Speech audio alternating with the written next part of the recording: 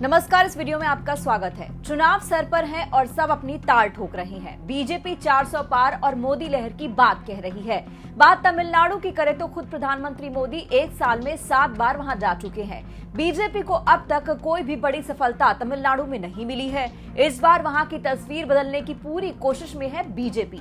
ऐसे में बीजेपी को मोदी लहर और अपने ट्रम्प कार्ड पर पूरा भरोसा है और तमिलनाडु में ट्रम्प कार्ड है अन्नामलाई। तमिलनाडु की सियासत में पिछले 2-3 सालों से अन्नामलाई का नाम काफी चर्चा में रहा है। युवा नेता हैं और बीजेपी के प्रदेश अध्यक्ष भी हैं। पिछले कुछ महीनों में अन्नामलाई ने तमिलनाडु की सियासत में जो चर्चा बटोरी है, शायद ही किसी और नेता ने वो चर्चा बटोरी होगी। आज अन्नामलाई के दम पर तमिलनाडु में बीजेपी दूसरे नंबर की दावेदारी पर ताल ठोक रही है।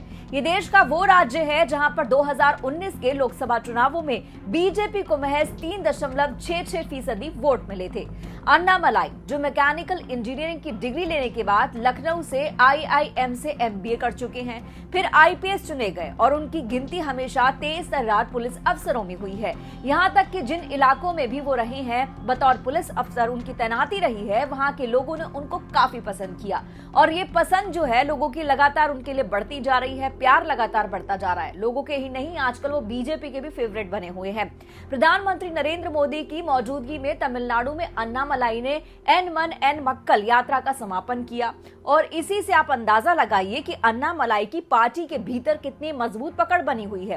कार्यक्रम के दौरान ही अन्नामलाई जब लोगों को संबोधित करने के लिए पहुंचे तो भीड़ काफी जोरदार आवाज में उनका स्वागत कर रही थी। तमिलनाडु के अपने बीजेपी प्रदेश अध्यक्ष के लिए लोगों का जो प्यार है उसको देखकर खुद प्रधानमंत्री काफी खुश नजर आए। पीठ तक ठोक दी उन्होंने अन्नामलाई की कई बार मंच पर बैठे बैठे और इसी से अंदाजा आप लगा सकते हैं कि अन्नामलाई की यात्रा का समापन कार्यक्रम कितना सफल कहा जा सकता है। खुद उनके लिए भी इस बात में कोई शक नहीं है कि आज अन्नामलाई तमिलनाडु में बीजेपी के सबसे बड़े चेहरे के रूप में जाने जा रही हैं। जनता के बीच उनकी पैठ निश्चित तौर पर लगातार बनी हुई है और इसी वजह से सत्तारूढ़ DMK और AIADMK के लिए वो परेशानी का सबब बने हुए हैं। सियासी पंडितों का मानना है कि इस बार के लोकसभा चुनावों में अन्नामलाई का करिश्मा काम कर सकता है और बीजेपी यहाँ पे दोहरे अंकों में सीटें हासिल करने का सपना भी देख रही है।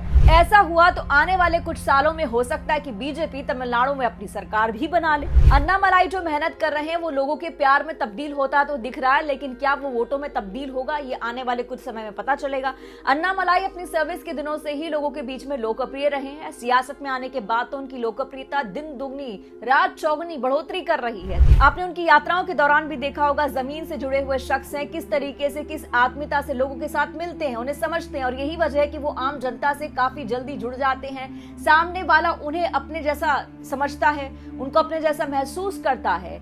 एन मन एन मक्कल यात्रा के दौरान अन्नामलाई का ये जो पक्ष था ये काफी मजबूती के साथ नजर आया कि वो जनमानस के नेता है। दूसरी तरफ DMK और AIADMK के मौजूदा नेता जनता के बीच उनकी लोकप्रियता से परेशान जरूर हो रहे हैं। अन्नामलाई के आने के बाद निश्चित तौर पर ये राजनीतिक मुकाबला कड़ा है। अब देखना होगा कि बीजेपी का ट्रम्प कार्ड सच में करिश्मा कर दिखाएगा या नहीं। बीजेपी के 400 पार के नारे में अन्ना का योगदान ही आगे जाकर राजनीति में अन्नामलाई की खुद की जगह और तमिलनाडु में बीजेपी की जगह निश्चित करेगा। इस पर आपका क्या कुछ कहना है, खबर पर कमेंट बॉक्स में जरूर बताइएगा। नमस्कार।